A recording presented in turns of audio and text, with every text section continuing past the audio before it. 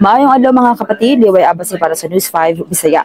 Nagpabilin sayang baruganan si Senator Joel Villanueva nga wala siya'y pending nga kaso kalabot sa giingong sayop nga paggamit sa Priority Development Assistance Fund sa panahon nga siya pa ang representante sa SIBAC Party List. Kini ang tubag niya sa report nga plano ni Ombudsman Boyeng Rimulya nga hangyoon si Senate President Tito Soto nga ipatuman ang 2016 dismissal order bato kaniya.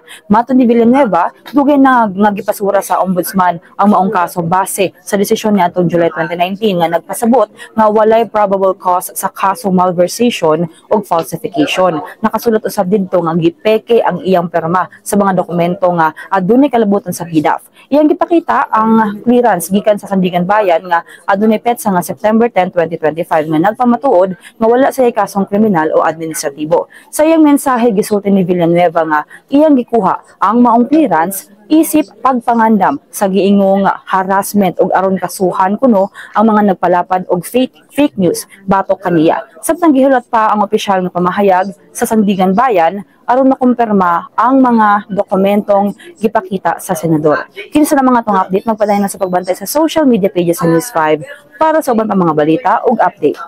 Amping tangtanan.